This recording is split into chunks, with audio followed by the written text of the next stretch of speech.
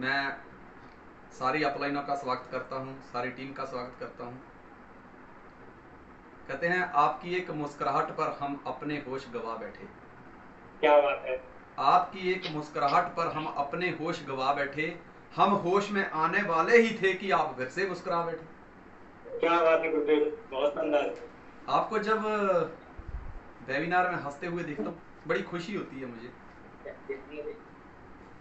सबसे पहले तो हम डिस्कशन करेंगे आज जी कि ये सीरीज हमने जो चालू की थी आज से करीब करीब समझ लीजिए 11 महीने पहले, जी उसको चालू करने के पीछे वजह क्या थी। जी कहते हैं अगर आप चिकने दिखना चाहते हैं तो आपको लगातार शेविंग करते रहना पड़ेगा। जी जी सर। अगर आप चाहते हैं कि गर्मी बरकरार रहे, आग बरकरार रहे, वो जलती रहे, तो उसके अंदर आपको लकड़ियां डालते रहना पड़ेगा। Yes sir. अगर आप चाहते हैं कि आपका बिजनेस चलता रहे तो आपको लगातार उस बिजनेस में इन्वॉल्व होकर कोशिश करते रहना पड़ेगा। अपनी कोशिशों की आहुतियां इस सफलता के यज्ञ में देनी पड़ेगी, तभी आप सफल हो पाएंगे। बिल्कुल सही बात है सर। जब चारों तरफ ये बात चल रही थी कि यार अभी लॉकडाउन हो जाएगा, तो इस लॉकडाउन में हम काम कैसे करेंगे। जी कहते हैं काम करना है तो निशाने हजार हैं और कुछ भी नहीं करना है तो बहाने हजार हैं। जी गुरदेव। गुरबाणी के अंदर एक बात आती है कि जिन खोजिया तिन पाया। जिस इंसान ने जिस चीज की खोज की है उसने वो हासिल किया है। जी गुरदेव। अगर आप सोचते हैं कि ये नहीं होगा तो आप इसकी खोज कर रहे हो कि ये कैसे नहीं होगा। जी तो गुरदेव। सारी सृष्टि आपके सामने वो हालात पेश कर देगी कि जिसकी वजह से ये नहीं हो सकता। जी गुरदेव। अगर आप ये सोचते हैं कि मैं कर कर रहूंगा, ये पॉसिबल है, मैं करके दिखाऊंगा, तो सारी सृष्टि वो सारी रचनाएं आपके सामने ले आएंगी, वो सारे पॉसिबिलिटीज आपके सामने पेश कर देंगी जिसकी वजह से आप अपने मकसद में कामयाब हो सकते हैं। जी गुरदेव। जब पूरे हिंदुस्तान में, पूरी दुनिया में लॉकडाउन चल रहा था तो हमारी कुछ डिस्कशन चल रही थी ऊपर मैनेजमेंट के साथ, रिस्पेक्टेड अनुराग सर के साथ, रिस्पेक्टेड ग्रेट ऑल मेरी अपलाइन जितने भी हैं, कि वे कैसे करना है। मेरी टीम के मुझे बार बार फोन आ रहे थे कि सर अब कैसे काम होगा। मैं कह क्यों, कहते लॉकडाउन में सर काम कैसे होगा जब तक फील्ड में नहीं जाएंगे। तो वही बात आती कि काम करना है तो निशाने जा रहे हैं, पर कुछ भी नहीं करना तो बहाने जा रहे हैं। और दोस्त लोगों ने करके दिखाया, जिनके पास निशाना है ना उन्होंने करके दिखाया। तो मैंने कहा सर ये लॉकडाउन शब्द आपने शायद पहली बार सुना होगा, लेकिन हम तो पिछले 15 साल से इसको झेलते आ रहे हैं। वो कहते कैसे, मैं कहा पहले 3 साल हमने फील्ड में खूब काम किया, उसके बाद जब लीडर तैयार हो गए हमने उनकी ड्यूटियां लगा दी, तो फिर क्या था, संडे टू संडे सेमिनार होते थे, तो बाकी के जो बचे हुए 6 दिन है तो हम तो घर में लॉकडाउन में रहते थे, घर में ही रहते थे। तो हमारे लिए तो लॉकडाउन आज पहली बार नहीं है, पिछले 15 साल से चल रहा है। तो हमें इस चीज का एक्सपीरियंस है कि लॉकडाउन के दौरान भी हम अपने बिजनेस को कैसे आगे बढ़ा सकते हैं। जी गुरुदेव। तो हमने एक सीरीज लॉन्च की, ट्रेनिंग द ट्रेनर्स। उसके पीछे यही मकसद था कि जैसे मैंने बताया कि अगर आपको चिकने बने रहना है तो शेव करते रहना पड़ेगा, अगर आग को बरकरार रखना है तो लकड़ियां लगाते रहने पड़ेगा। तो हमने इस सीरीज का निर्माण इसीलिए किया, उसकी पीछे एक वजह यही थी कि हमारे जो लोगों की एक्साइटमेंट है, जो जोश है, जो जुनून है और जो कम्युनिकेशन है वो बरकरार रहे। जी क्योंकि जोश सब गुणों का स्वामी है। अगर आपके पास जोश है तो आप जोश के दम पे सब कुछ हासिल कर सकते हैं। यस गुरुदेव। तो उस जोश को बरकरार रखना है। और दूसरी बात, कहते हैं ना वो चाकू सबसे ज्यादा चमकता है जिससे आप रोज काम लेते हैं, बेशक वो पुराना ही क्यों ना हो। यस गुरुदेव। उसके सामने आज एक नया चाकू आप ले आओ, 2 महीने उसको यूज मत करो, उसमें जंग दिखने लग जाएगा आपको। लेकिन एक पुराना चाकू है पिछले 2-4 साल पुराना, उसको आप रोज इस्तेमाल में ले रहे हो, रोज काम में ले रहे हो, तो वो चमकता हुआ नजर आएगा क्योंकि उससे रोज काम किया जा रहा है। इसी तरह से हमने सोचा कि कहीं ना कहीं हम भी आराम में ना चले जाएं, कहीं हम भी सोचें यार अभी टीम भी घर पे बैठी है, हम भी बैठे हैं, पॉपकॉर्न खा रहे हैं, कुछ अलग अलग खा रहे हैं, वेट बढ़ता जाए और बिजनेस कम होता जाए। ये पॉलिसी पे काम नहीं करना हमने घर बैठे वेट कम करना है लेकिन बिजनेस को बढ़ाना है। तो उसके लिए ट्रेनिंग द ट्रेनर सीरीज को हमने उतारा और वो सक्सेसफुल रही। मुझे लगता है कि मेरी जिंदगी के मैं 45 साल खा चुका हूं, 46 मेरा चल रहा है, आगे के पता नहीं कितने साल मेरी जिंदगी में लिखे हैं और जो बीत चुके हैं वो वापस नहीं आने वाले। लेकिन इतिहास गवाह है इस बात का कि जो इन 11 महीनों में हमने जो लोगों को बताया, हमने जो सीखा और हमारी टीम ने हमसे जो सीखा और उसको इंप्लीमेंट किया, वो काबिले तारीफ है। इसका कोई मुकाबला नहीं हो सकता और इसके लिए मैं आप सबको बहुत बहुत बधाई देना चाहता हूं। मैं चाहता हूं आप अपने लिए एक बार जोरदार तालियां कर लें। Thank you very much Gurudev, thank you गुरुदेव। आज हम डिस्कशन करेंगे कि जब घर पे बैठ के हम लोगों को ये तो सिखा रहे हैं कि अपने प्रोडक्ट को सेल कैसे करना है, सेल कैसे निकालनी है, लेकिन एक चीज अंडरस्टैंड करिए, जब तक सेल में से सेल नहीं निकलती आपका प्रॉफिट नहीं होता। बिजनेस करना और प्रॉफिट करना बोथ पार्ट्स आर डिफरेंट।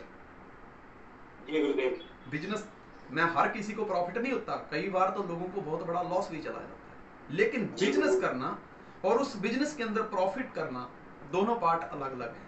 अगर मैंने किसी व्यक्ति को ज्वाइन करवाया है और उसको ज्वाइन करवा के मैंने अपना बिजनेस कंप्लीट किया है, एलिजिबिलिटी कंप्लीट की है, लेकिन मुझे प्रॉफिट कब होगा? जब वो व्यक्ति जिसको मैंने ज्वाइन करवाया है वो भी एक सेल निकालता है। जब सेल में से सेल निकलती है तो आपका प्रॉफिट बढ़ता चला जाता है। यस, एग्री हैं आप इस बात से?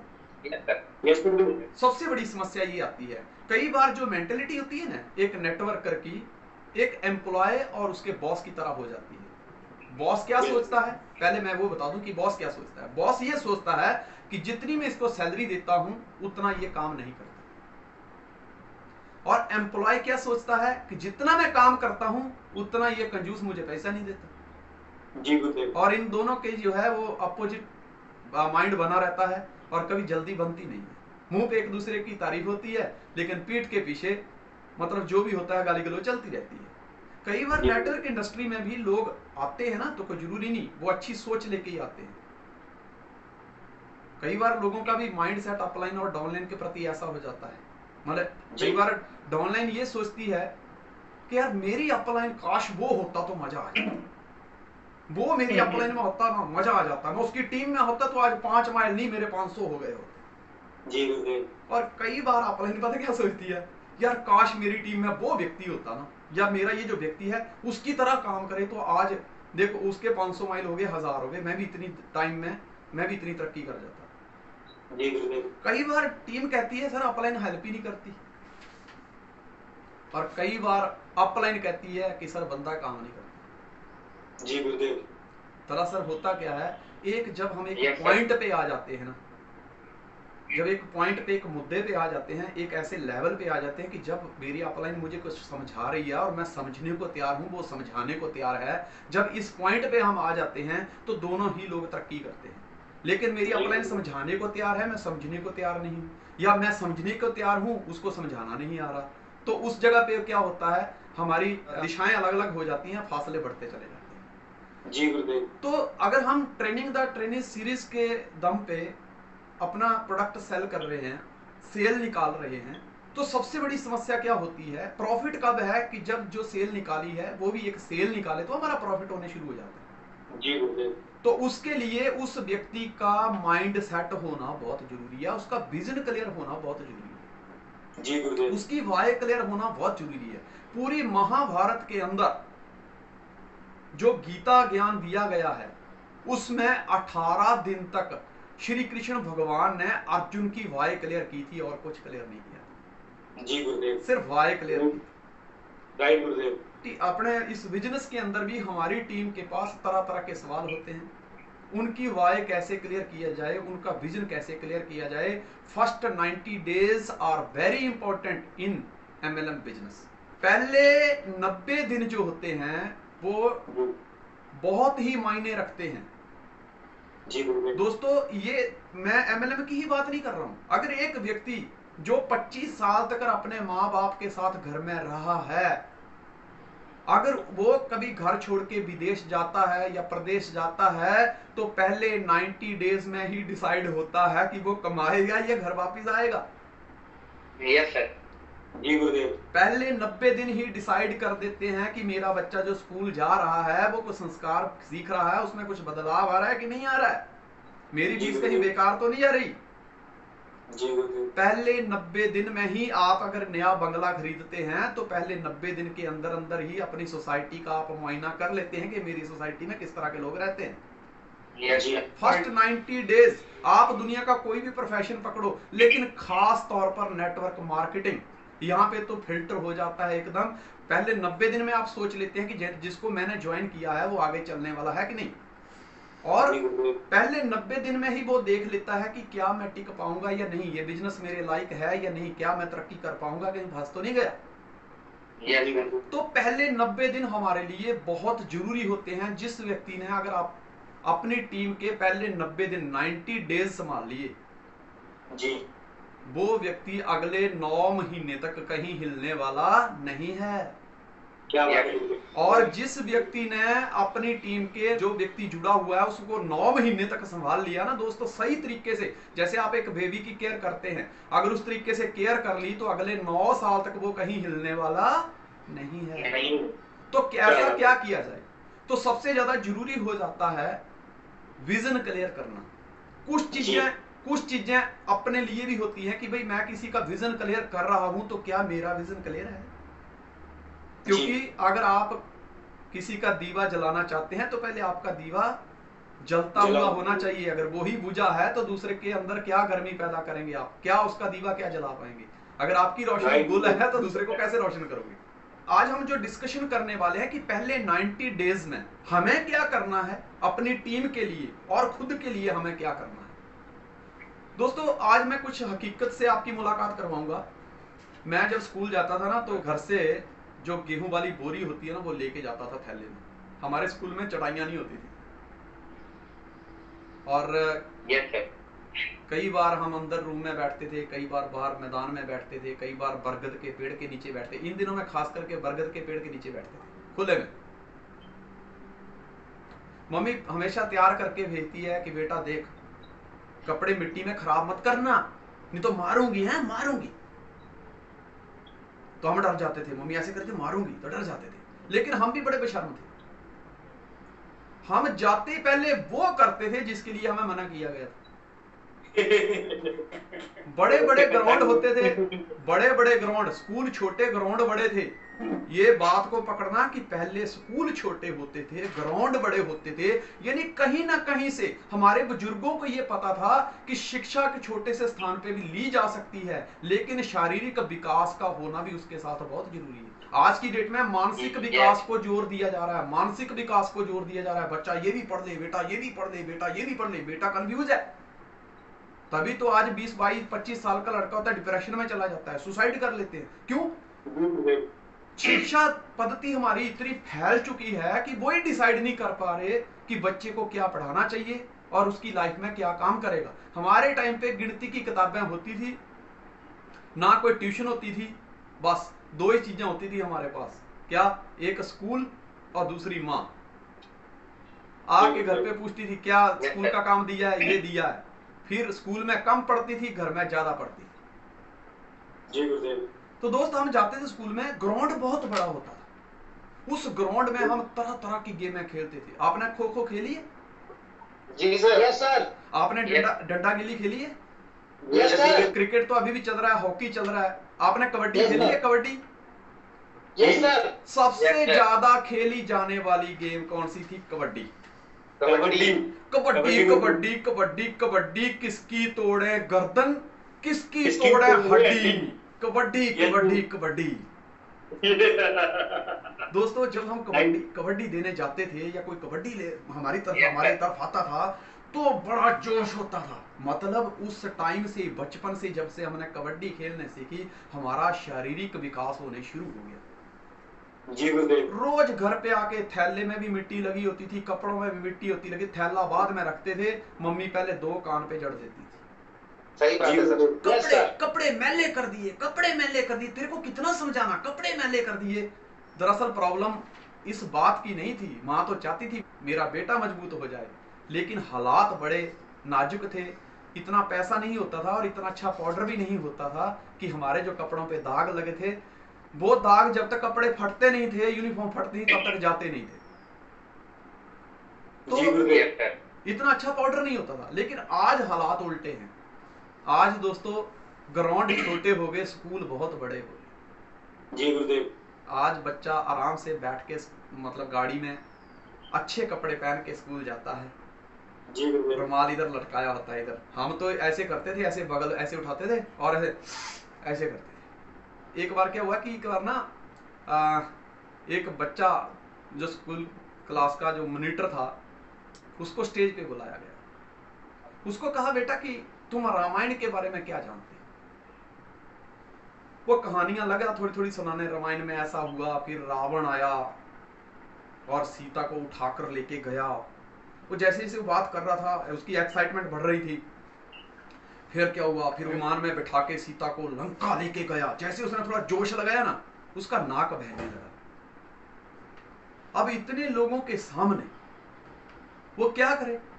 उसने वो जो उसके साथ घटना घटी थी उसको छुपाने के लिए तुरंत अपना हाथ ऐसे लिया और बोला कि उसके बाद जब रावण सीता को लेके लंका चले गए तो राम वहां पहुंचे और उन्होंने धनुष पर तीर रखा और ऐसे तीर मारा। इसको कहते हैं एक तीर से दो निशाने। मतलब नाक भी साफ हो गई और रावण भी मर गया। यस सर, जबरदस्त सर। जब बच्चा आज की डेट में स्कूल में जाता है तो आज की डेट में बच्चे को कहने की जरूरत नहीं पड़ती कि बेटा कपड़े गंदे मत करना। जी गुरुदेव। क्योंकि कार में बैठा है, वहां जाके जहां पार्किंग में उतरता है, पक्की जगह होती है, वहां से सीधा अपने स्कूल डेस्क में बैठता है, पढ़ाई करता है, घर पे आ जाता है। दोस्तों आज वो दाग नहीं लग रहे, लेकिन आज बच्चों की हरकतें ऐसी हैं कि माँ बाप को दाग लगा रहे हैं। जी सर। आज वो दाग नहीं लग रहे, पर आज बच्चे उतने मजबूत भी नहीं है। जी गुरुदेव। आज मेरी उम्र 45 ईयर है, लेकिन मैं हमेशा कहता हूं कि 25 साल का कोई भी लड़का मेरे साथ आ जाओ, चलो दौड़ लगाते हैं। हो सकता है आप दौड़ में आगे निकल जाएं, लेकिन ये कहते हैं ना, ये मायने नहीं रखता आप दौड़ में कितने आगे निकल रहे, बस दौड़ में कितनी देर तक टिके रहते हो मायने ये रखता है। यस गुरुदेव, राइट। क्योंकि आजकल का बच्चा मेरे से पढ़ाई में ज्यादा, वो इंग्लिश मेरे से बहुत अच्छी बोल सकता है जी, लेकिन अगर जिम करना हो, अगर क्या बोलते हैं पुशअप करने हो, पुलअप करने हो, दौड़ लगानी हो, तो मेरे से नहीं जीत सकता। क्योंकि हमारा ये शारीरिक विकास उन दिनों में हो गया था जब माँ कहती थी बेटा कपड़ों पे दाग मत लगाना। उस टाइम कपड़ों पे दाग होते थे, अच्छे पाउडर नहीं होते थे। आज कपड़ों पे दाग नहीं है, लेकिन आज बहुत अच्छा पाउडर आ चुका है। उस टाइम माता हाथों से कपड़े धोती थी, आज की डेट में घर घर में मशीन है, अच्छा पाउडर है, लेकिन फिर भी बच्चों के कपड़ों पे दाग नहीं पड़ रहे, क्योंकि आज स्कूल बड़े मैदान नाम के रह गए हैं। हमारे टाइम पे सारी गेमें आउटडोर होती थी, आज के टाइम पे सारी गेमें इंडोर हैं। आज बच्चा मोबाइल पे बैठा गेम खेल रहा है। Yes sir, right. एक बार क्या होता है कि एक ना महिला डॉक्टर के पास जाती है, कहती है डॉक्टर साहब मेरा वेट ना ओवरवेट होता जा रहा है, तो कुछ बताओ क्या करें। वो कहता है बहन जी कोई ना गेम खेला करो, गेम, इससे शरीर फिट रहता है। तो कहती ठीक है, कहती लाओ 2000 रुपया, सलाह दे दी आपको 2000 रुपया दे दो, थोड़ा डाइटिंग करो, गेम खेलो। कहती ठीक है। वो घर पे गई, 1 महीने बाद वापस गई तो वेट 5 किलो इंक्रीज हो गया।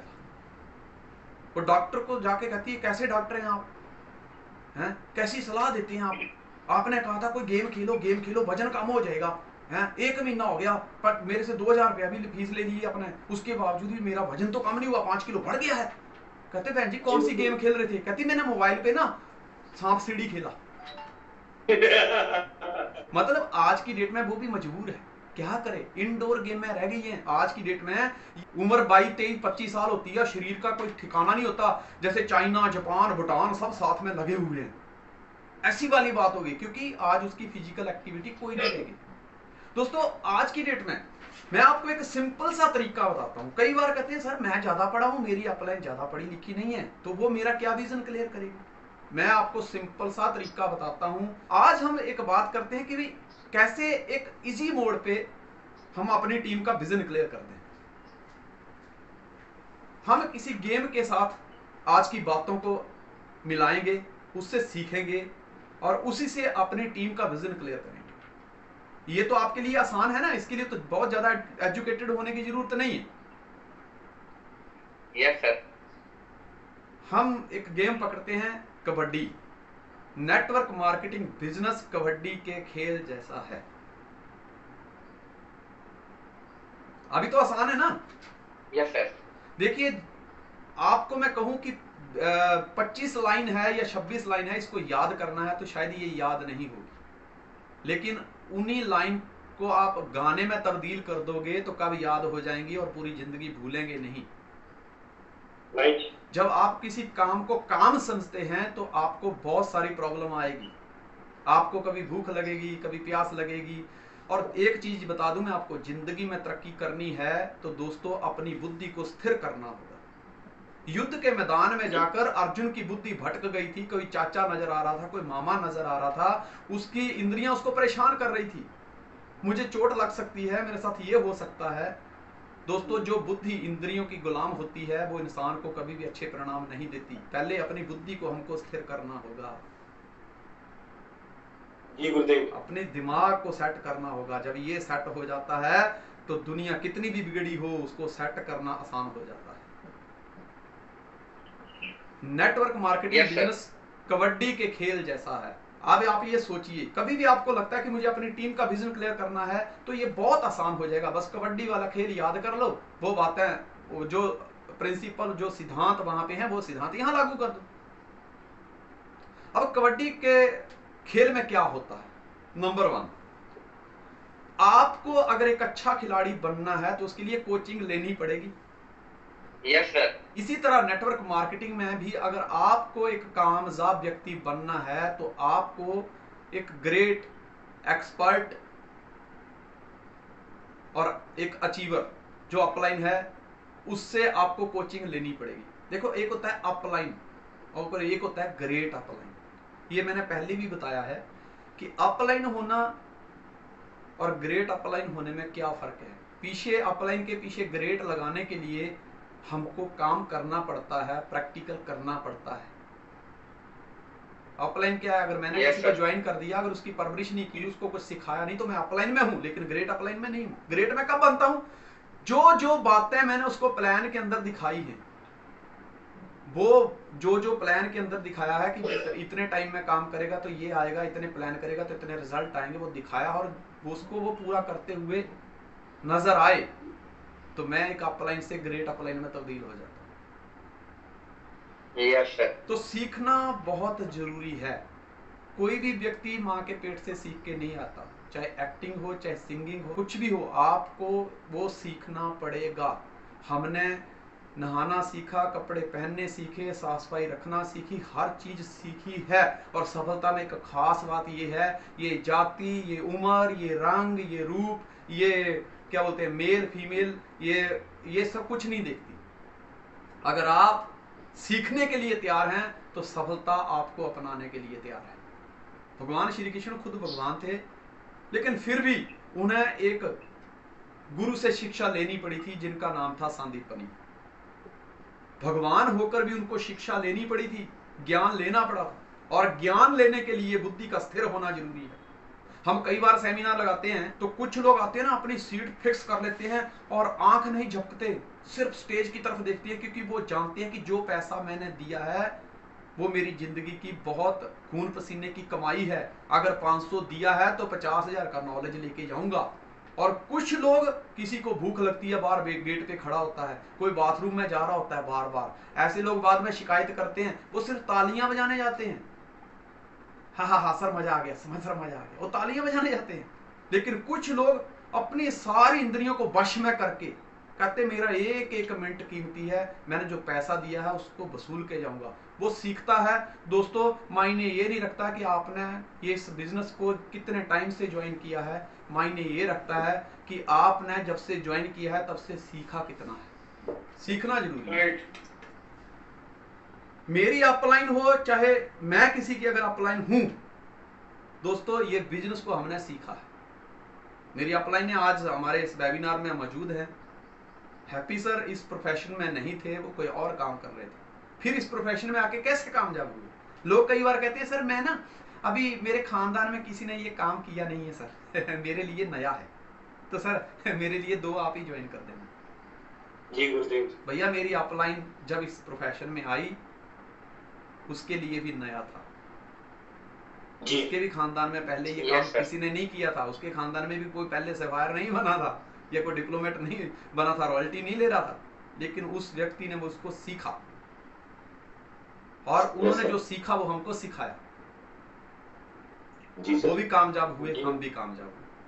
अगली बात हम करते हैं, Yes, अगला sir. सिद्धांत क्या है कि हर खिलाड़ी अपने ड्रेस कोड में होता है।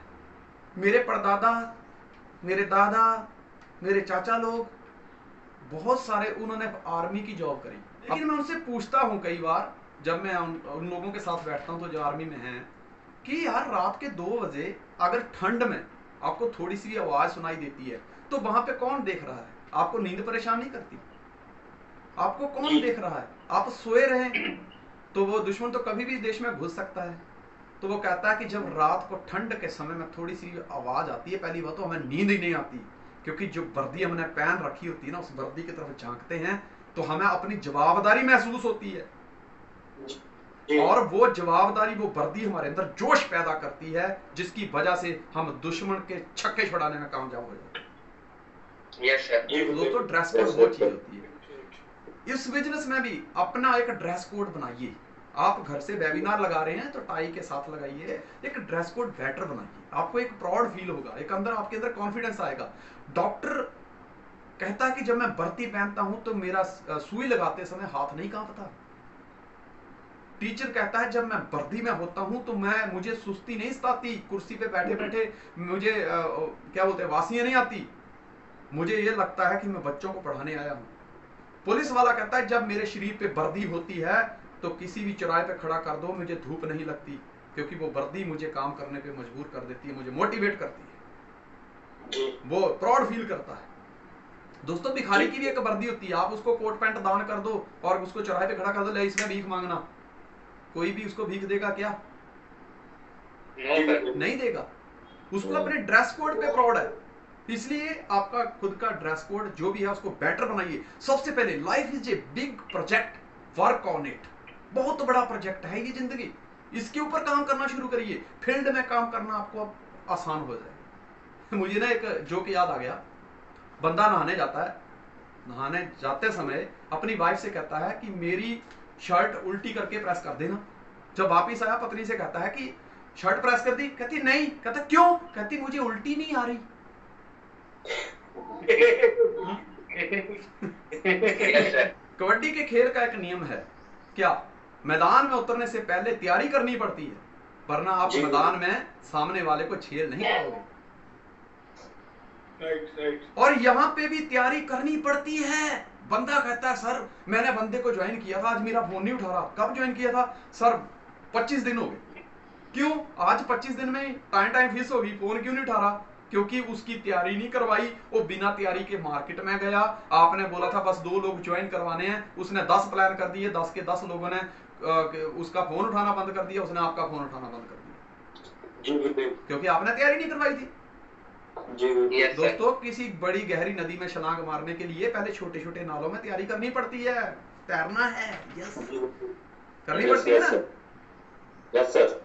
एग्जाम देने से पहले तैयारी करनी पड़ती है। सफलता बहुत बड़ा एग्जाम लेती है आदमी का, तो उसकी तैयारी हमको करनी पड़ेगी। जी सर।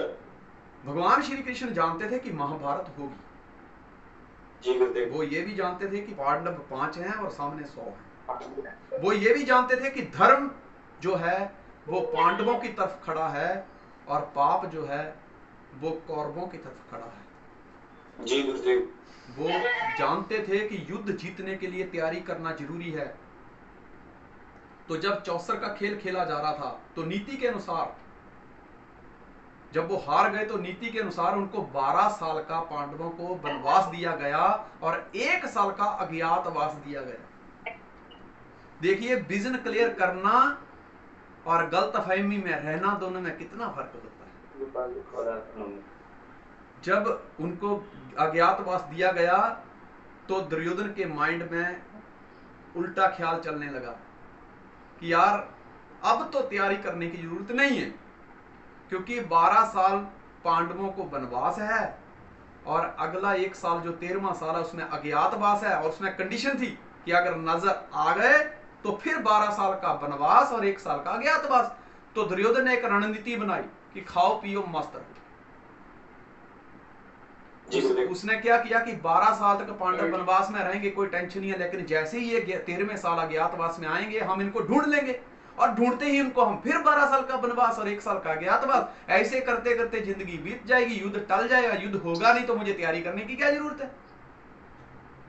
जी गुरुदेव। लेकिन कृष्ण जानता था कि युद्ध जीतने के लिए तैयारी करना जरूरी है, तो उसने क्या किया, पांडवों को उस अज्ञातवास में और उस वनवास में तैयार करने शुरू कर दिया। उसने बोल दिया तुम तैयारी करो युद्ध की। दोस्तों अंडरस्टैंड करो, 18 दिन की जंग को जीतने के लिए 13 साल तैयारी करी थी। जी गुरुदेव। और यहाँ पर तो तब तक जंग जारी है जब तक हम जिंदा हैं, तो तैयारी कितनी जोर शोर से करनी पड़ेगी। गलतफहमी पता क्या होती है, एक बार ना मास्टर बच्चे से पूछता है कि बेटा नीम हकीम खतराए जान का क्या अर्थ होता है।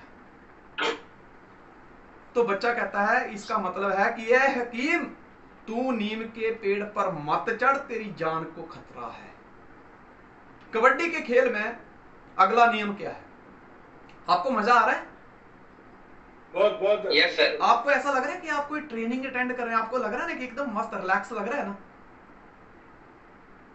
Yes sir. मैंने बताया ना कि जब आप काम को काम समझते हैं तो थकावट महसूस होती है, इंद्रियां परेशान करती हैं, कभी भूख लगती है, कभी प्यास लगती है, कभी वासियां आती हैं, कभी नींद लगती है, बड़ी परेशानी होती है। लेकिन जब आप काम को एक खेल समझ लेते हैं तो दोस्तों सारी नींद गायब हो जाती है।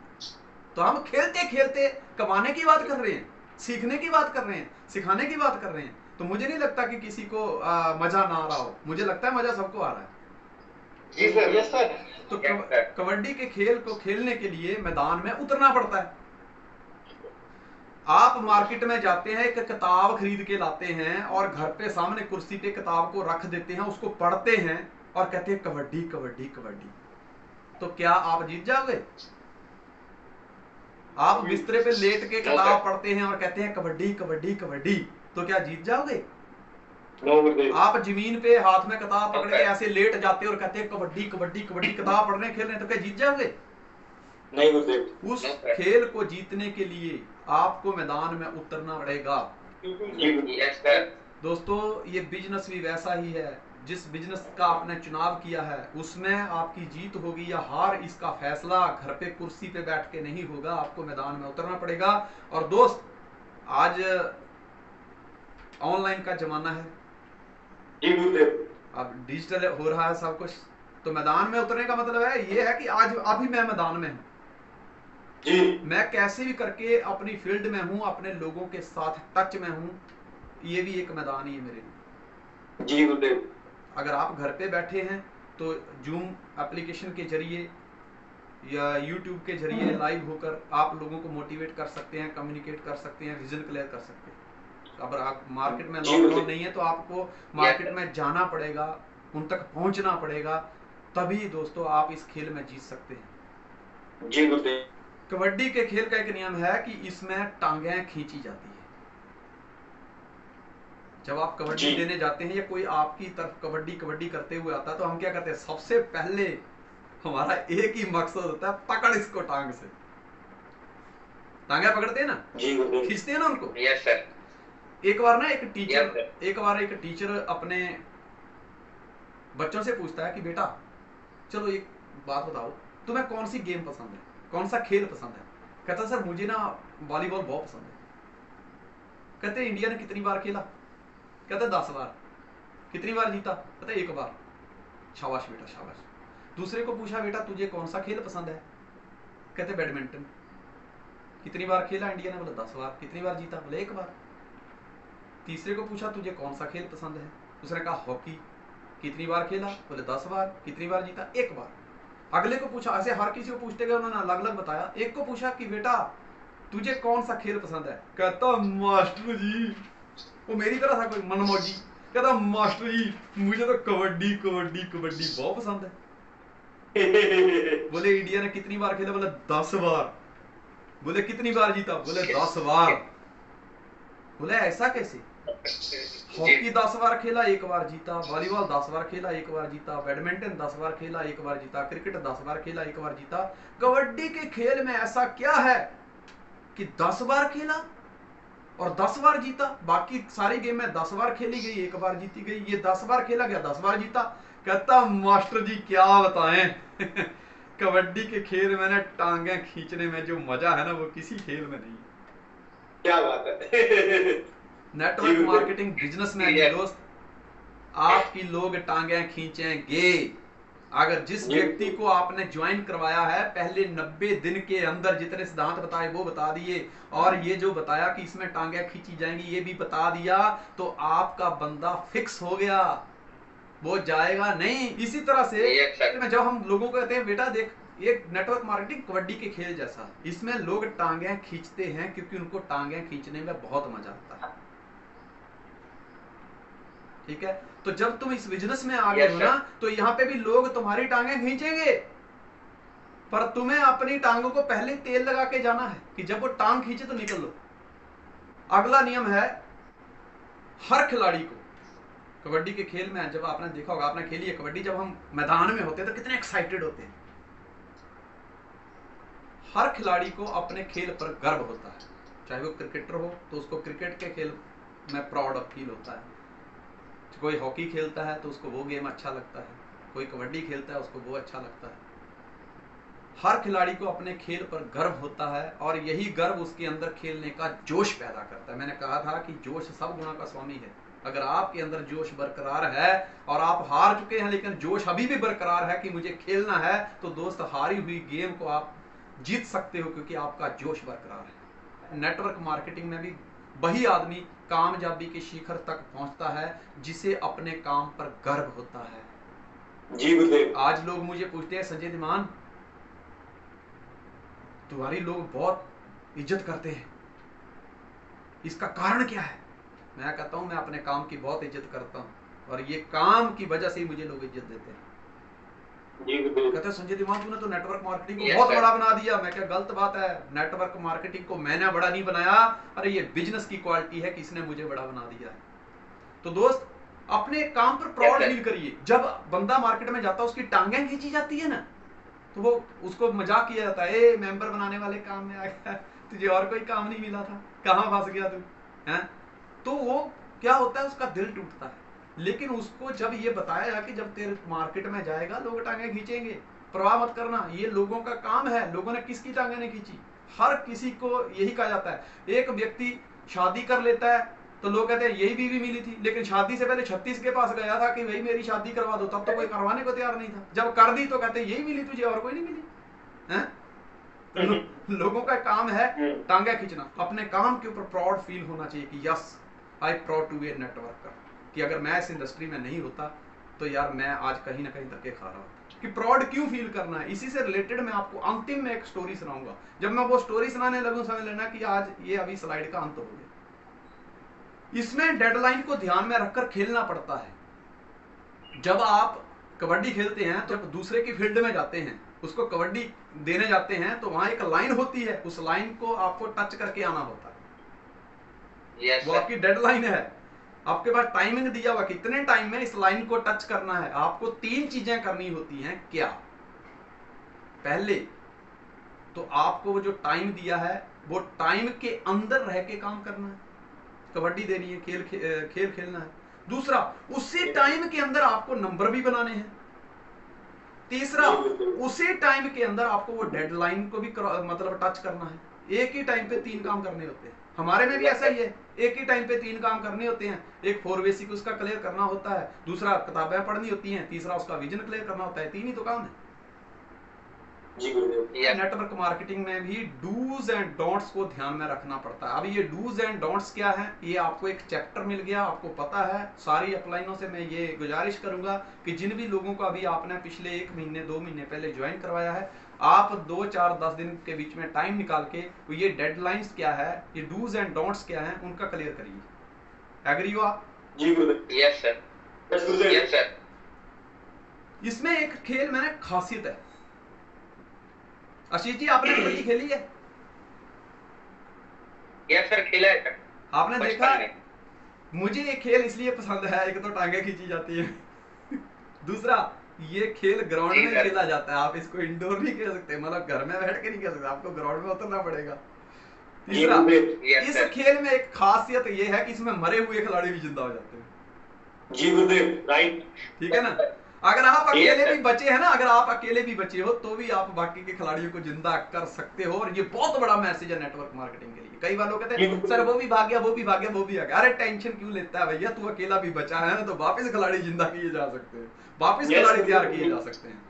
राइट गुरुदेव। ठीक है ना? Yes, sir. इसके ऊपर मैं आपको एक स्टोरी सुनाता हूं कि एक बार क्या होता है, सिकंदर अपने गुरु के साथ एक युद्ध जीतकर वापस अपने इलाके में जा रहा था, तो रास्ते में एक संकरा नाला आता था। जी गुरुदेव।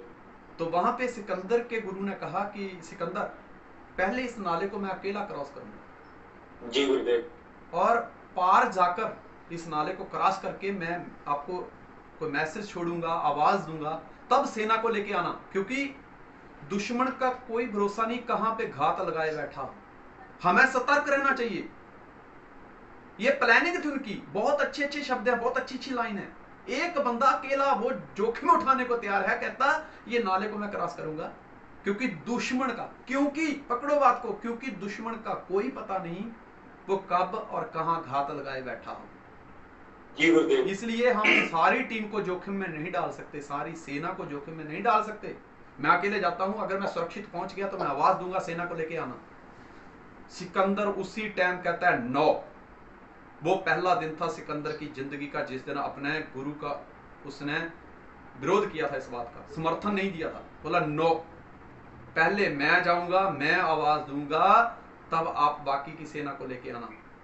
सिकंदर के गुरु को अभी ये टेंशन नहीं थी कि आगे उस संकरे नाले में कोई दुश्मन है कि नहीं, लेकिन सिकंदर का गुरु अभी ये सोच रहा था कि सिकंदर ने मेरी बेइज्जती कर दी सारी सेना के सामने। आज तक यही वो सिकंदर था जिसने कभी मेरी बात की उल्लंघना नहीं की, सिर्फ submission submission submission, yes yes yes गुरुदेव, यस गुरुदेव। आज ऐसी क्या बात है? पर उसने, वो समझदार था, उसने उस समय चुप्पी साधना ही बेहतर समझा और सिकंदर को बोला जा तेरी इच्छा जो कर। सिकंदर गया, नाला क्रॉस किया, नाले के पार जैसे ही सिकंदर पहुंचा उसने आवाज दी, सारी सेना को गुरु लेके जो है वो नाला पार कर गए। जैसे ही पार पहुंचे सिकंदर ने सारे हथियार फेंके और गुरु के चरण पकड़ लिए और रोने लगे। कहता गुरुदेव माफ करना। कहता सिकंदर मुझे भी इस बात का अफसोस है कि आज तूने मेरी बात की उल्लंघना की है, वजह क्या? कहता गुरुदेव माफ करना, आज तक मैंने ऐसा ना पहले किया ना आगे करूंगा, लेकिन आज हालात ऐसे थे कि मुझे ऐसा करना पड़ा। बोले क्यों? कहता जो आपके दिमाग में चल रहा था मेरे दिमाग में भी वही चल रहा था कि कहीं ना कहीं दुश्मन अगर अंदर नाले में घात लगाए बैठा है, अगर मेरे गुरुदेव को कुछ हो गया तो मेरी औकात नहीं है कि मैं दूसरा गुरु पैदा कर सकूं, लेकिन अगर मुझे कुछ हो गया तो मेरे गुरुदेव में इतना दम है कि वो दूसरा सिकंदर मेरे जैसा पैदा कर सकता है। क्या बात है गुरुदेव। तो दोस्त ये बिजनेस में भी मैं यही आपसे कहना चाहता हूं कि आप इसमें बहुत मायने रखते हैं।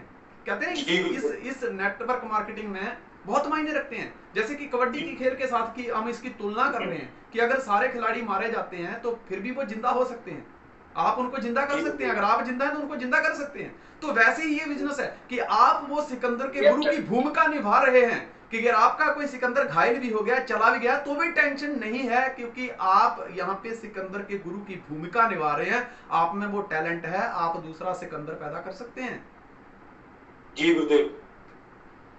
तब तक ये खेल खत्म नहीं होता जब तक आखिरी खिलाड़ी मारा नहीं जाता। जी गुरुदेव। इसमें एक ये पॉइंट है और इसमें ये भी एक पॉइंट है, एक टाइम दिया जाता है कि इतने टाइम तक ये गेम खेली जाएगी, या दूसरा ये होता है कि इसमें इतने रन टीम को अचीव करने हैं, और तीसरा होता है कि आपने अगर गेम खेली और सामने वाले के सारे खिलाड़ियों को, कई बार इस गेम में एक बड़ा अच्छा पॉइंट होता है क्या कि जब आप खेलने जाते हैं सामने वाले के पास, जब कबड्डी देने जाते हैं तो ये फिक्स नहीं होता, रिजल्ट फिक्स नहीं होते हैं कि या तो आप वहीं रह जाएंगे, मारे जाएंगे, तो टेंशन नहीं है क्योंकि आपकी टीम जिंदा है, वो आपको वापस जिंदा कर सकती है, ये डर नहीं है। दूसरा कि जब आप को कोई पकड़ता है सामने वाली टीम का, तो कोई जरूरी नहीं कि आप एक ही आदमी को आउट करते हैं। कई बार जब वो टीम के 4-5 लोग आपको पकड़ते हैं और आप लाइन टच कर लेते हैं, तो आपके रिजल्ट एक ही टाइम पे 4-5 आ जाते हैं। जी गुरुदेव, वैसे ही right. नेटवर्क मार्केटिंग में, वैसा ही नेटवर्क मार्केटिंग में होता है कि जब आप जाते हैं तो कोई रिजल्ट नहीं आता, लेकिन कई बार एक आदमी के लिए जाते हैं और 4-4 5-5 रिजल्ट आ जाते हैं। इसीलिए तो कहता हूं कि नेटवर्क मार्केटिंग कबड्डी के खेल जैसा है, जी जिसमें गुरुदेव, रिजल्ट फिक्स नहीं होते। जी गुरुदेव, हारने पर तिरस्कार भी होगा। अगर आप कबड्डी खेल रहे हैं और आप गेम हार गए, सामने वाला जीत गया, तो आपका तिरस्कार होगा। जी गुरुदेव, बड़ा बनता था, बड़ा खिलाड़ी आया, आपको भी बोलेंगे बड़ी टाई पहन के घूम रहा था, कहता था मैं ये कर दूंगा, गाड़ी लाऊंगा, घोड़ा लाऊंगा, फॉरेन जाऊंगा, क्या हुआ तेरा? हैं? मतलब यहाँ पे भी लोग मजाक उड़ाएंगे, इसके लिए आपको तैयार रहना पड़ेगा। एग्री? एग्री।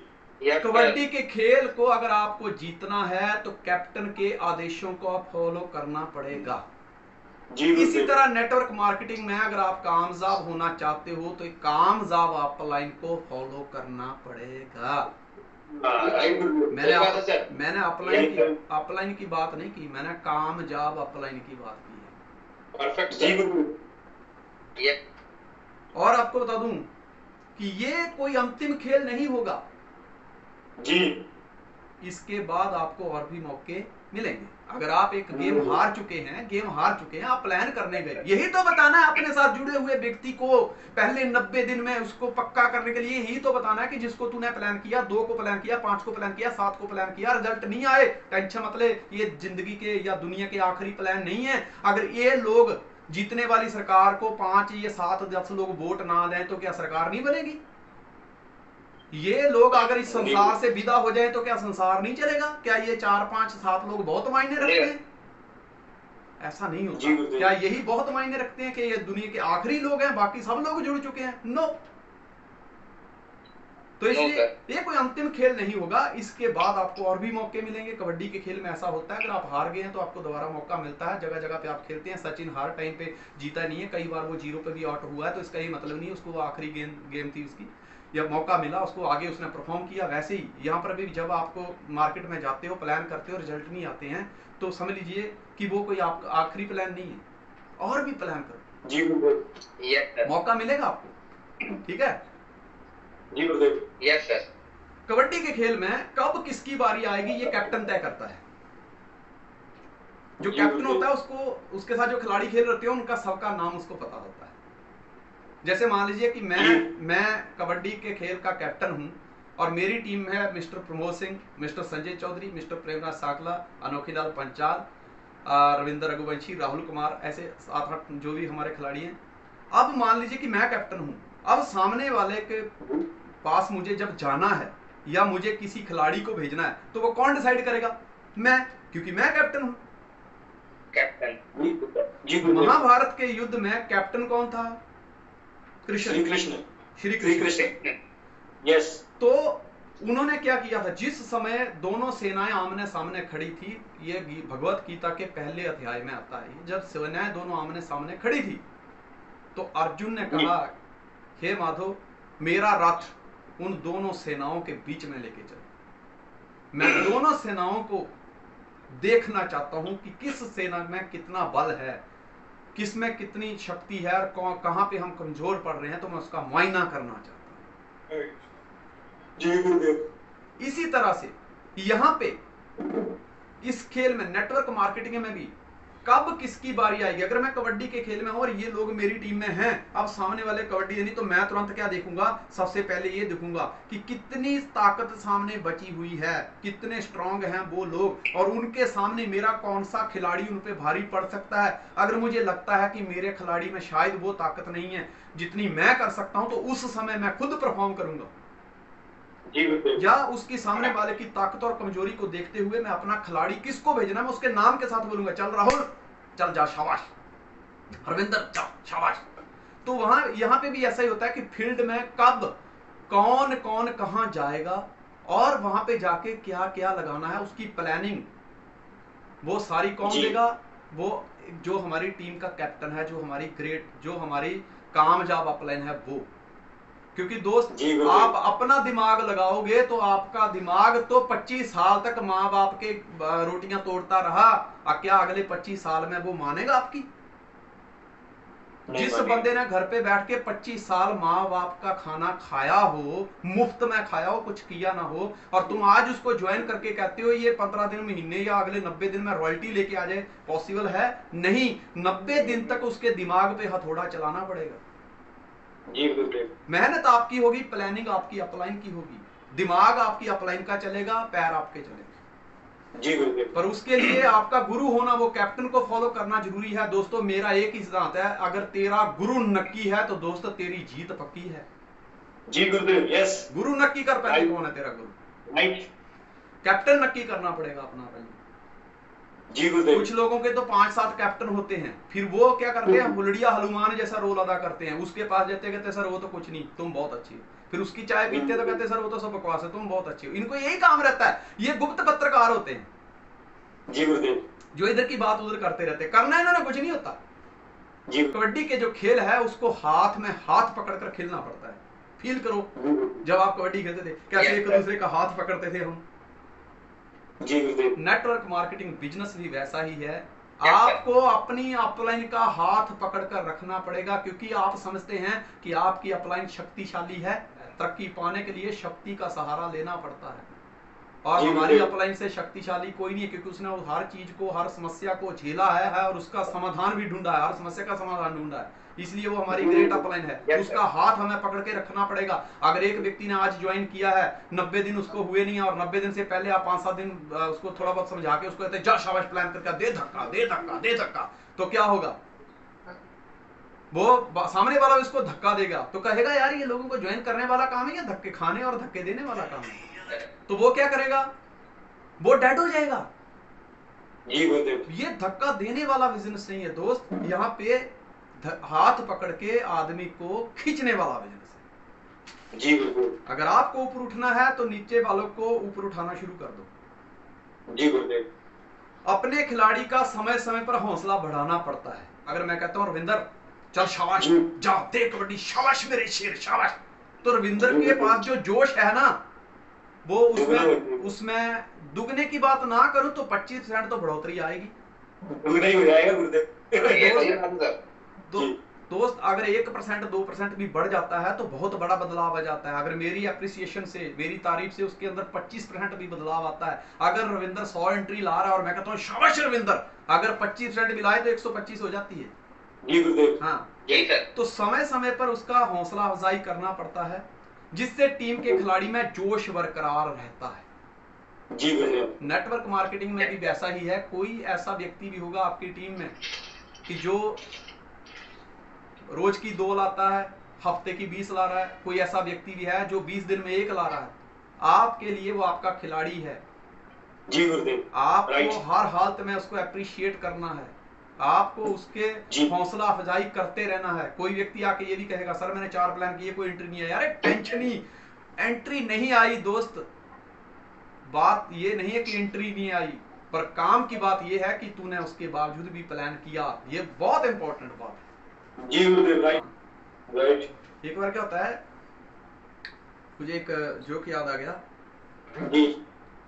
मास्टर बच्चे से पूछता है कि इतने दिन कहां थे, तो बच्चा कहता है मास्टर जी बर्ड फ्लू हो गया था जी। मास्टर कहता है बे पागल हो गया क्या, ले क्यों, बोले बर्ड फ्लू तो पक्षियों में होता है। तो बच्चा कहता है मास्टर जी आपने इंसान समझा ही कहां है, रोज तो मुर्गा बना देते हो क्या बात है एकदम नया है सर। नया है ना, हमारे पास हमेशा नया ही होता है। ये कबड्डी का खेल भी नया ही है, नेटवर्क मार्केटिंग में कोई ऐसा खेल लेके नहीं आया होगा सर, एकदम नई ट्रेनिंग सर, नई चीजें, नए एग्जांपल। कबड्डी के खेल में ये जरूरी नहीं कि हर बार आपको सफलता ही मिलेगी, कई बार आपको खाली हाथ भी आना पड़ता है जी गुरुदेव। नेटवर्क मार्केटिंग में भी ये जरूरी नहीं कि हर बार आपको एंट्री मिले, यहाँ पे भी लॉ ऑफ एवरेज काम करती है। लोग आपको ये कहकर रिजेक्ट करेंगे कि ये चेन सिस्टम है, क्या बोलेंगे जी चेन सिस्टम, और कोई बहाना ना मिले जी, तो कह देते हैं कि ये चेन सिस्टम है। लेकिन मैं कहता हूं, लोग कहते हैं ये चेन सिस्टम है, लेकिन मैं कहता हूं यही मेन सिस्टम है दोस्त, यही मेन सिस्टम है। यस सर, समझो बात को, यही मेन सिस्टम है। मैंने जब काम स्टार्ट किया गुजरात में, तो भाषा की प्रॉब्लम थी, मैं हिंदी बोलता था, वो गुजराती बोलते थे, ना उनको समझ आए मैं क्या बोल रहा हूँ ना मुझे समझ आए क्या बोल रहे। बस भैंस के आगे बीन बजाने वाला काम चलता रहता था, पर मेरी रिहर्सल हो रही थी। Yes sir. थोड़ी मैं थोड़ा हाई फाई लोगों जिन्होंने दुनिया देखी थी उन तक पहुंचा, तो वो बाद में बोले तुम हिंदी बोलते, मैं हाँ बोलते। अच्छा ये बताओ कंपनी कहाँ की? देख कंपनी दिल्ली, अरे दिल्ली विल्ली वालों पे भरोसा, दिल्ली विल्ली और शेख चिल्ली पे हम भरोसा करते ही नहीं। अरे ये सब नहीं यार, गुजराती भाई जल्दी विश्वास नहीं करते। अब मैं बोला यार क्या करूं, जब भी बात करूं लोग पूछे बात तो सही है, प्लान बहुत अच्छा है, कंपनी कहाँ है? दिल्ली। अरे यार दिल्ली सब यार नहीं यार अपने नहीं करना। तो मेरे मन में ख्याल आया कि यार ये रिजेक्शन है जो मुझे मिल रही है, तो इस रिजेक्शन का हल क्या? दुनिया में ऐसी कोई समस्या नहीं बनाई भगवान, ऐसा कोई ताला नहीं बनाया जिसकी चाबी ना हो। Yes sir. तो एक मैं पिक्चर देखी तो मुझे एक डायलॉग मिल गया, करते हैं हम प्यार मिस्टर इंडिया से। मैंने मूवी देखी मिस्टर इंडिया, तो उसमें एक डायलॉग मिला, मैंने फटाफट अपना क्या बोलते हैं बैग पैक किया, मैडम को कहा पानी की बोतल भर, पानी की बोतल। बोलते क्या हो गया, कहते मूवी में ऐसा क्या देख लिया? मैं क्या मिल गया जो मुझे चाहिए। कहती क्या मिल गया? मैं क्या बताता हूँ, शाम को रिजल्ट निकाल के आता। फिर गया मार्केट में प्लान करने, जैसे प्लान किया बंदा कहता कंपनी कहाँ की? मैंने कहा दिल्ली की। और दिल्ली कहाँ? हिंदुस्तान में। और हिंदुस्तान कहाँ? मेरे दिल में। बोला हाँ क्या बात क्या बात। दोस्त नतीजे आने शुरू हो गए। ये उसी का नतीजा था जो पहले 90 दिन में मेरी अपलाइन ने सारे काम काज छोड़ के सारी गीता नेटवर्क मार्केटिंग की मुझे सुनाई थी, उसका नतीजा था ये। कबड्डी के खेल में क्या होता है कि कुछ लोग आपके पक्ष में होते हैं और कुछ लोग विपक्ष में होते हैं। Yes sir. कुछ लोग आपकी टीम के बारे में सोचेंगे यार क्या बात है, शाबाश शाबाश रविंदर, शाबाश राहुल, प्रमोद, खिंच विनीत, खिंच चौधरी साहब, खिंचो बहुत बढ़िया, तारीफ करेंगे क्योंकि वो आपके पक्ष में है। लेकिन दूसरे जो विपक्ष में है उनकी बोलती उस टाइम बंद होगी। लेकिन जैसे ही विपक्ष वाला कोई कबड्डी देने आता है तो वो चिल्लाने शुरू कर देते हैं। नेटवर्क मार्केटिंग भी वैसा ही है दोस्त, आपके ही घर में दो पार्टियां रहती हैं, एक पक्ष वाली एक विपक्ष वाली। कोई आपका साथ देगा, कोई आपका साथ नहीं देगा। ये अगर आपने अपने साथ जुड़े हुए व्यक्ति को 90 दिन के अंदर ये चीज क्लियर कर दी तो वो व्यक्ति कभी छोड़ के नहीं जाएगा। उसका विजन क्लियर हो गया। विजन क्लियर तो चाहिए, माइंड तो सेट करना है। आपके घर में सोफा सेट है, ज्वेलरी सेट है, टीवी का सेट है, डिनर सेट है, लेकिन माइंड सेट नहीं है तो दोस्तों काम नहीं चलेगा। जी गुरुदेव, राइट। और देखा होगा आपने कि जब मैच होते हैं तो मैच फिक्सिंग होती है, खिलाड़ियों को खरीदने का चलता अंदर कि यार इसको खरीदो, पैसा फेंको, इसको बोला तू हार जाना। अगर ये हार गया तो समझो पूरी टीम गई। ऐसा होता है ना। नेटवर्क मार्केटिंग में भी अपने उस व्यक्ति को ये कह दो कि बेटा जब तू मार्केट में कबड्डी खेलने जाएगा, लोगों को ये प्लान लेके जाएगा तो लोग तुझे भी खरीदने की कोशिश करेंगे। मेरी कंपनी में आ जा, तुझे इतने पैसे दूंगा। पर याद रखना जो टिकता है वही बिकता है। राइट। एग्री हो? Yes sir. यहाँ खुद से ज्यादा टीम के बारे में सोचना पड़ता है। राइट। नेटवर्क मार्केटिंग भी ऐसा ही है।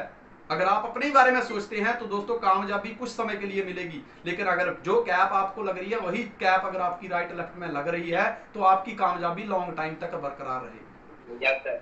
आपकी टीम के बारे में आप सोचते हैं, अगर आपने एक बार अपने व्यक्ति को राइट लेफ्ट को दोस्तों जीना सिखा दिया, प्लान करने सिखा दिया, फॉलोअप करना सिखा दिया, पहले 90 डेज में जो आपकी ड्यूटी है वो आपने पूर्ण निभा दी, उसके बाद दुनिया के जिस मर्जी कोने में रहो, ऋषि सहदेव हर 8वें दिन आपके अकाउंट में पैसे डालने वाले हैं।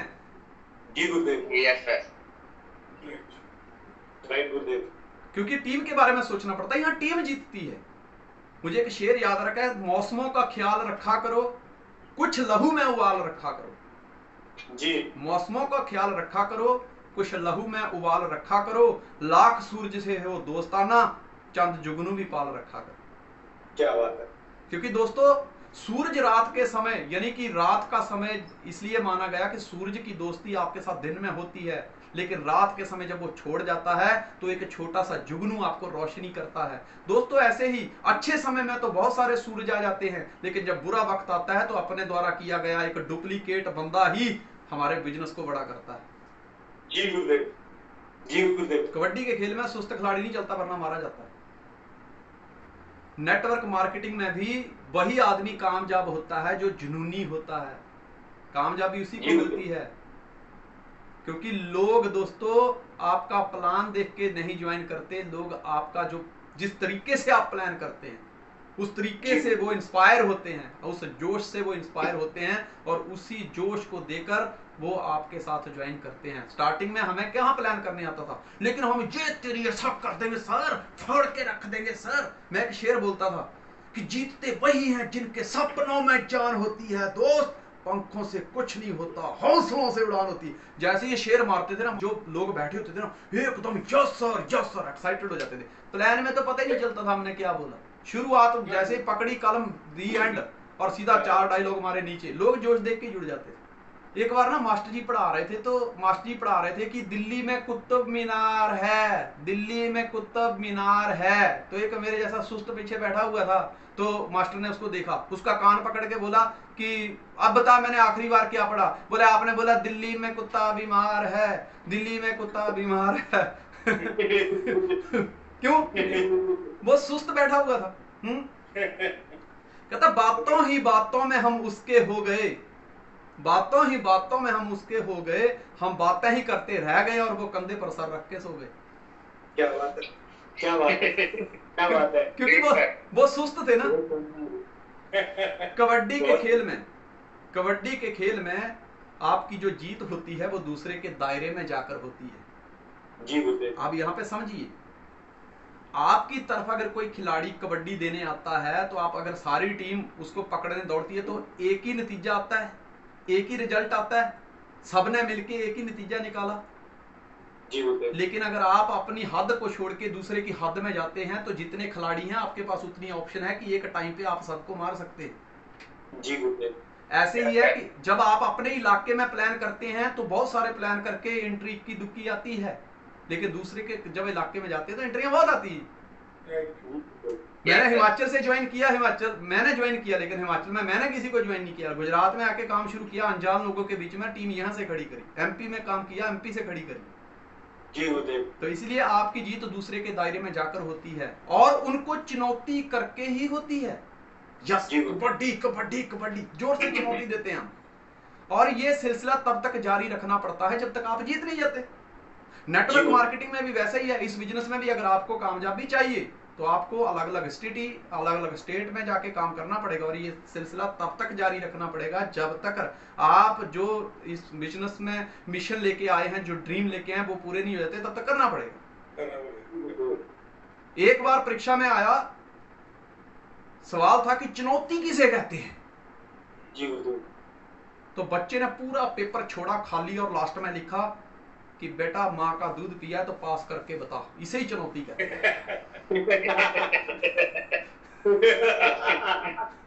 इसे चुनौती कहते हैं। जिस तरफ कबड्डी के खेल में क्या होता है, जिस तरफ खिलाड़ी खड़ा होता है वो उसका कंफर्ट जोन होता है, जिस तरफ खिलाड़ी खड़ा है उसका कंफर्ट जोन है। अब दोनों टीमें मैदान में उतरी, बीच में एक लाइन है, ये वाली टीम इधर बैठी रहे, वो वाली उधर बैठी रहे, तो इनको कोई परेशानी है, किसी से खतरा है नहीं। तो जिस तरफ खिलाड़ी खड़ा होता है वो अपने जोन में, वो एक क्या होता है, कंफर्ट जोन में होता है, तो वहां उसको कोई खतरा भी नहीं होता, लेकिन सफलता उसकी दूसरी तरफ खड़ी होती है। जी गुरुदेव। जीत हासिल करने के लिए उसको अपना कंफर्ट जोन छोड़ के दूसरे के इलाके में जाना होता है। नेटवर्क मार्केटिंग में भी वैसा ही है। आपको अभी गर्मी शुरू हो गई है तो आपको कंफर्ट जोन थोड़ा छोड़ना पड़ेगा। जी गुरुदेव। मान चाहिए, इनकम चाहिए, तो आपको कंफर्ट जोन थोड़ा छोड़ना पड़ेगा। कहते हैं कुछ पाने के लिए कुछ देना पड़ता है, तो थोड़ा बहुत आपको उस कंफर्ट जोन से बाहर निकलना पड़ेगा। मेरे को एक फिर जोक याद आ गया कि एक बार माँ कहती है, उठ जा नालायक, देख सूरज कब का निकल आया है, उठ नालायक सूरज कब का निकल आया। तो बेटा बोलता है, तू भी क्या माँ मुझे परेशान करती रहती है, वो सोता भी तो मेरे से पहले ही है। क्या बात है। कबड्डी के खेल में हड्डी भी टूट सकती है, आप किसी की हड्डी तोड़ भी सकते हैं, आपको खरोंच भी आ सकती है, आपको मोच भी आ सकती है, मतलब छोटी से छोटी, बड़ी से बड़ी चोट लगने की संभावना है। नेटवर्क मार्केटिंग में भी जब आप किसी को प्लान करते हो तो दोस्तों ना की गुंजाइश है जिससे आपका दिल दुखी हो सकता है। पर एक बात याद रखना, बात यहीं पे खत्म नहीं होती। मैं हमेशा कहता हूं, जब तक हीरो घायल नहीं होता तब तक ये जमाना भी उसकी खूबियों का काहिल नहीं होता। रिस्क और इश्क का पतंग और डोर जैसा संबंध है।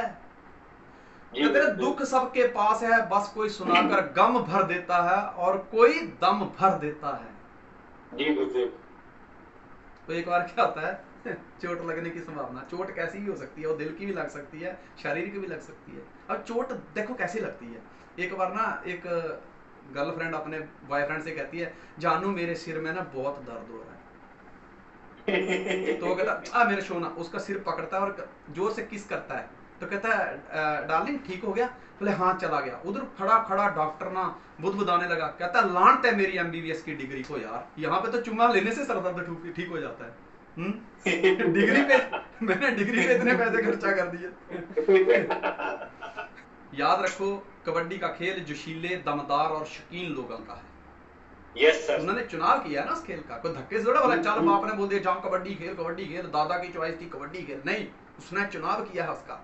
राइट। जैसे आप उस खेल का चुनाव करते हैं वैसे भी आपने इस बिजनेस का चुनाव किया है। हर कोई इस खेल में फिट नहीं हो सकता दोस्तों, वैसे ही है नेटवर्क मार्केटिंग। आपको प्लान सबको करना है लेकिन ज्वाइन सबको नहीं करना, क्योंकि हर कोई इस बिजनेस में फिट नहीं हो सकता। जी गुरुदेव, राइट राइट। जोशीले लोग कैसे होते हैं? जिनमें कॉन्फिडेंस होता है, विश्वास होता है, वो जोशीले होते हैं। एक बार पता क्या होता है, सिक्योरिटी गार्ड जो है वो नौकरी के लिए इंटरव्यू देता है, तो सामने वाला उससे पूछता है कि अंग्रेजी आती है, तो वो कॉन्फिडेंस के साथ जवाब देता है, जोश के साथ, कहता क्यों चोर इंग्लैंड से आएंगे, इंग्लिश आती है। कबड्डी के खेल में राइट लेफ्ट मूवमेंट करनी पड़ती है। ये फील करिए कि जब आप किसी के मैदान में, किसी की हद में कबड्डी देने गए, कबड्डी कबड्डी कबड्डी, तो वहां सी बनती है हमेशा सी। लोग अगर आप उनकी लेफ्ट साइड में जाते हैं तो लोग राइट से होके आपकी तरफ बढ़ते हैं, अगर आप राइट साइड में जाते हैं तो लोग लेफ्ट से होके आपकी तरफ बढ़ते हैं। ऐसा होता है ना जी। और जब आपकी हद में कोई कबड्डी देने आता है तब भी आप ऐसे करते हैं। वो अगर राइट में जाता है तो लेफ्ट वाली टीम भारी पड़ती है, लेफ्ट वाले जाते हैं तो राइट वाली टीम भारी पड़ती है। जी वैसा ही ये नेटवर्क मार्केटिंग में है। यहाँ पे भी आपको राइट लेफ्ट मूवमेंट करनी पड़ेगी, आपको दोनों लेग को संभाल कर रखना पड़ेगा, क्योंकि आपको ये गेम जीतना है। और कबड्डी के खेल में एक खास बात ये है कि कैप्टन को खुद भी ये खेल खेलना पड़ता है। यस गुरुदेव। खेलना पड़ता है। यस गुरुदेव, राइट। ये मत सोचो मैं स्टार बन गया, मैं प्रीमियर बन गया, मैं डिप्लोमेट बन गया, ambassador, star ambassador, no. Understand, Sanjay Dhiman sapphire होके 7000 प्लस माइल है, अगर वो सफायर होके आज भी अपना रोल अदा कर रहा है, इट मीन्स कि आपकी ड्यूटी वैसे खत्म नहीं होती। जैसे बंदर कितना भी बुढ़ा हो जाए गुलाटी मारने बंद नहीं करता, आपका लेवल कितना भी बड़ा हो जाए आपको अपना राइट लेफ्ट मूवमेंट तो करना ही पड़ेगा। आप कैप्टन हैं तो भी ये खेल खुद खेलना पड़ेगा आपको। जी गुरुदेव। अगर मेहनत में तेरा हिस्सा नहीं होगा तो दुनिया में तेरा किस्सा भी नहीं होगा। अगर किस्सा बनाना चाहते हो तो पहले मेहनत में पार्टिसिपेट आपको करना पड़ेगा। Contribution is bigger than your achievement. आपका कंट्रीब्यूशन आपकी अचीवमेंट से ज्यादा होना चाहिए। यही चीज मैं आपसे कहना चाहता हूं कि अगर आप कैप्टन हैं तो अगर आपकी कैप लग रही है तो ये खुशी नहीं है, खुशी तब है सबसे बढ़िया जिस दिन आपकी टीम में भी आप कैप लगे और आप, हाँ, आपकी वजह से कैप लगे, ये सबसे बड़ी खुशी है। कैप्टन को खुद भी ये खेल खेलना पड़ता है। और नेटवर्क मार्केटिंग में अगर आप एक अपलाइन है, ग्रेट अपलाइन है, कोई भी लेवल है, तो भी आपको अच्छी डुप्लीकेशन करने के लिए आप चाहते हैं कि अच्छी डुप्लीकेशन हो, मेरी टीम ये करे, तो पहले वो काम आपको खुद करना पड़ेगा। मैंने एक व्यक्ति से पूछा कि तूने काम तो शुरू कर दिया, क्या प्लान शुरू कर दिया? अब प्लान भी शुरू करो। कहता नहीं सर, प्लान मेरा दोस्त कर लेगा। मैंने कहा जी बात है। मैं कहा ये तो वही बात हो गई। मैं कहा अगर जब शादी करोगे तो लड़की देखने कौन जाएगा? बोला मैं नहीं। मैं कहा वहां भी दोस्त को भेज देना ना। बोला नहीं सर, वहां मैं जाऊंगा। क्यों? पत्नी तुझे चाहिए ना, यहाँ सक्सेस भी तुझे चाहिए, तो दोस्त काम भी तुझे करना पड़ेगा, तुम्हें हाजिर होना पड़ेगा। ये आखिर की अंतिम पंक्तियां अगर ये समझ आ गई ना, समझ लो बंदे को, तो समझ लो ये बिजनेस समझ आ गया। अब देखिए कि हमारा फर्ज बनता है ये प्लान करना, क्योंकि मैंने बताया था कि हमें प्राउड क्यों होना चाहिए। अब अंतिम में आपको एक कहानी सुनाता हूं। कहानी ऐसे है कि जब भगवान ऊपर बैठे बैठे नीचे दुनिया की तरफ झांक रहे थे, संसार की तरफ झांक रहे थे, नजारा देख रहे थे कि यार हरे हरे पेड़, वादियां, घाटियां नजर आ रही हैं, नदियां नजर आ रही हैं, तो वहां बैठे बैठे उन्होंने एक व्यक्ति को बुलाया। बोले इधर आ। बोले क्या? बोले चल नीचे जा। वो कहता है मैं नहीं जाऊंगा। बोले क्यों? अरे नीचे भूखा मर जाऊंगा, यहाँ स्वर्ग में मजे कर रहा हूँ, वहां मैं भूखा मर जाऊंगा। भगवान ने उसको बोला जा तुझे खेती दी, तू खेती का काम कर जी गुरुदेव। और खूब खा, जितना खाना है, जो तेरा मन करे वो उगा और खा।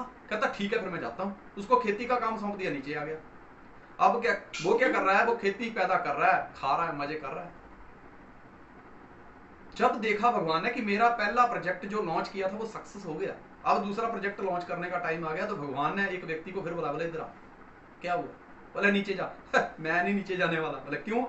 बोला खेती आपने उसको दे दी, सारा भोजन वो खा जाएगा, मुझे भूखा मारेगा, मुझे नहीं जाना। कहता देख, इसने खेती तो उगाना सीख ली, लेकिन इसके पास कपड़े नहीं है, तू कपड़े का काम करने शुरू कर दे, तू उसको कपड़े दे देना, वो तुझे खाना दे देगा। कहता हाँ ये बात अच्छी है।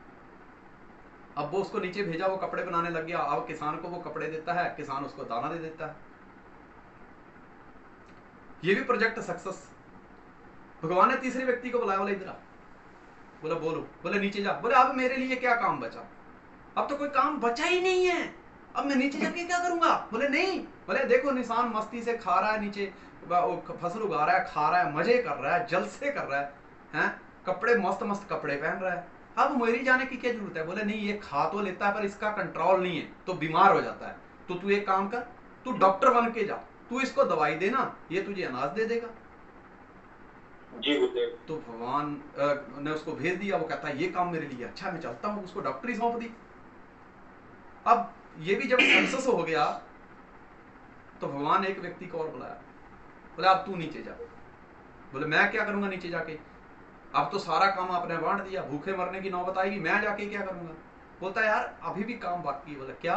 बोले इसके बाद खाना भी आ गया, इसके बाद कपड़े भी आ गए, इसने अपने शरीर को तंदुरुस्त रखने के लिए दवाई भी खोज ली, लेकिन जब बरसात पड़ती है, सर्दी पड़ती है तो बहुत परेशान होता है, इसके लिए रहने के लिए घर नहीं है। तू ये काम कर, इंजीनियरिंग कर, घर के डिजाइन बना और इसको घर बना के दे ताकि ये अच्छी जगह पे रह पाए। कहता ठीक है। उसको मिस्त्री का काम सौंप दिया, उसको इंजीनियर बना के नीचे भेज दिया। ऐसे करते करते भगवान ने अपने प्रोजेक्ट लॉन्च करते गया, लोगों को भेजते गया, भेजते गया, भेजते गया। जब भगवान ने देखा यार नीचे बेरोजगारी बढ़ गई है, नौजवान पढ़ाई कर रहे हैं, माँ बाप की गाड़ी कमाई उनकी पढ़ाई पे खर्च हो रही है, लेकिन बच्चों के पास कोई रोजगार नहीं है, तो भगवान ने मेरे जैसे व्यक्ति को बुलाया। बोले इधर आ। बोले क्या है? बोले नीचे जा। बोले अब मैं क्या करूंगा जाके? कोई डॉक्टर बन गया, कोई इंजीनियर बन गया, कोई एडवोकेट बन गया, कोई कुछ बन गया, कोई किसान बन गया, मैं जाके नीचे क्या करूंगा? पहले ही आबादी इतनी है, बेरोजगारी इतनी बड़ी हुई है। कहता यस, इसी बेरोजगारी को दूर करने के लिए तुझे नेटवर्किंग करनी है, उस बेरोजगारी को दूर करना है और तुझे नेटवर्कर बना के भेज रहा हूं। जिस तरह याद रख, जिस तरह बाकी के लोगों को भेजा और वो कामयाब हुए हैं, मैं तेरे को भी आशीर्वाद देता हूं, जा तो इस काम में दुनिया में तहलका मचा दे और जो बेरोजगार बैठे हैं उनको रोजगार दे दे। बेरोजगारी दूर करने के लिए ही तो तुझे भेज रहा हूं। दोस्तों प्राउड होना चाहिए, I proud to be a networker, कि आज बेरोजगारी दूर करने के लिए भगवान ने हमारे जैसे लोगों का चुनाव किया है, इसलिए हमें अपने काम पर गर्व होना चाहिए। अगर हम इस काम के कैप्टन हैं तो ये काम हमें खुद करना है। और दोस्तों आज का ये चैप्टर हम यहीं पे समाप्त करते हैं। मुझे लगता है कि आपको ये आज की जो हमने डिस्कशन की है इसमें से बहुत सारी चीज़ें आपको सीखने को मिली होगी, आपका विजन बहुत अच्छा क्लियर हुआ होगा, आपके माइंड पे कोई स्ट्रेस नहीं आई होगी। हम कबड्डी खेलते खेलते आज अपना और टीम का विजन क्लियर कर रहे हैं, इससे बेटर और क्या हो सकता है दोस्तों। ना कपड़े पे दाग पड़े तभी कबड्डी खेल ली, ना हम घर से बाहर निकले तो भी कबड्डी खेल ली, और दोस्तों ना कोई चोट लगी तब भी हमने कबड्डी खेल ली। यही ये स्मार्टनेस है हमारे बिजनेस की। I proud to be a networker. जिस तरह मुझे गर्व है आपको भी गर्व होना चाहिए। और आज हम यहीं पे समाप्ति करते हैं। कहते हैं दिल बहुत नाजुक है, इस पे बोझ ना भारी रखिए। दिल बहुत नाजुक है, इस पे बोझ ना भारी रखिए। दोस्तों जिंदगी एक कबड्डी है, अपनी कबड्डी जारी रखिए। Wish you all the best. Thank you very much. Great. Thank you Gurudev, very good, thank you very much Gurudev. Thank you पति, मजा आ गया, मजा आ गया। Thank you, wish you all the best, nice to meet you. जय हिंद, जय due soft. Thank you.